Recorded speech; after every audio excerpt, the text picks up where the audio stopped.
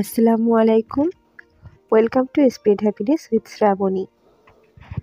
দীর্ঘ অনেকটা সময় পার হয়ে আজকে প্রায় ৯ মাস পরে আপনাদের সামনে নতুন আরেকটি ভিডিও নিয়ে হাজির হয়েছি। নিশ্চয়ই আপনারা সবাই ভালো আছেন। আলহামদুলিল্লাহ আমরাও ভালো আছি। বিভিন্ন চড়াই উতরাইয়ের মধ্য দিয়ে ৯টি মাস কাটিয়ে দিয়েছি। জীবনে ঘটে গিয়েছে অনেক ঘটনা, যা আপনাদের সাথে শেয়ার করা হয়নি। আস্তে আস্তে সব কিছু শেয়ার করব। বরিশালে এসে বড় সংসারের হাল ধরে অনেক বেশি ব্যস্ত হয়ে পড়েছিলাম। আর তার সাথে তো আমার পরীক্ষার ঝামেলা ছিলই। আপনারা জানেন আমি তখন অনার্স থার্ড ইয়ারে পড়ছিলাম, আর আমার পরীক্ষা খুবই নিকটে ছিল। তো আমি বরিশালে এসেই আগে প্রাইভেট শুরু করেছি। সব মিলিয়ে সময়টা খুব একটা ভালো ছিল না। অনেক খারাপ সময়ের মধ্যে দিয়েছিলাম, পার করেছি অনেক খারাপ সময়। তবে এখন যে খুব ভালো একটা সময় পার করছি তাও নয়। আপনাদের এই জিনিসটা জানানোর খুবই প্রয়োজন। আর সেটি হলো আমার হাজবেন্ড মানে সাফিয়ার আব্বু, সে এখন দেশে নেই, সে বিদেশে গিয়েছে এই গত ১ মাস হলো। তো খুব সহজেই প্রবাসীর বউ হয়ে গেলাম। যদিও সাফিয়ার আব্বু সে আমার বিয়ের আগে ২ বছর বিদেশ ছিল, তো বিয়ের পরে আর যেতে দিতে চায়নি। তবে দেশের যা অবস্থা তাতে মনে হয়েছে যে দেশের থেকে বিদেশে যাওয়াটাই বেটার।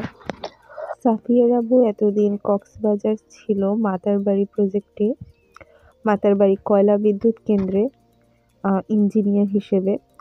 তো সেই সুবাদেই এতদিন তার সাথে আমাদের কক্সবাজার মাতারবাড়ি থাকা।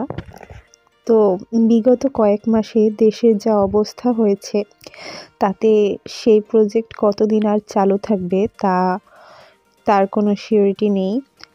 তো সব মিলিয়ে ভেবে দেখলাম যে দেশের থেকে বিদেশে যাওয়াটাই বেটার।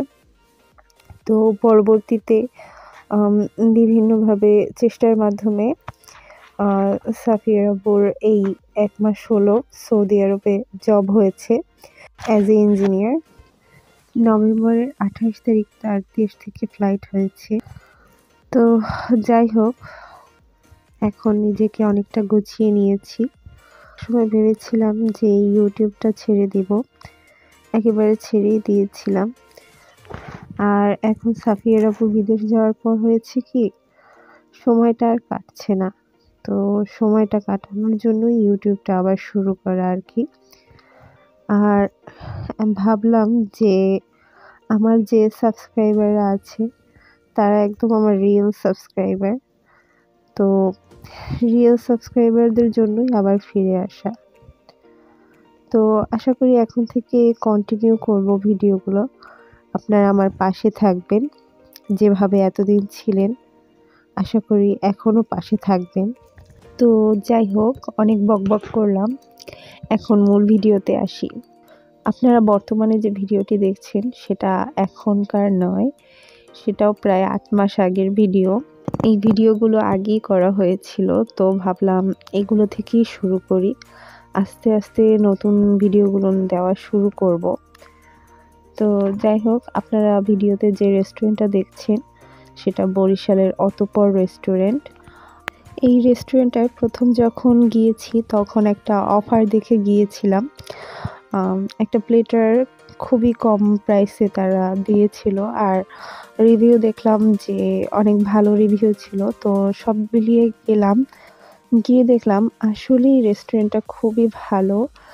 যেমন তাদের ব্যবহার তেমন তাদের খাবারের মান খুবই ভালো, প্লাস প্রাইসও কম। তো সব মিলিয়ে ভালোই লাগলো। এরপর থেকে কন্টিনিউ যাওয়া আর কি। তো তাদের বেশিরভাগ ক্ষেত্রেই অফারটা আমার খুব আকর্ষণীয় লাগে।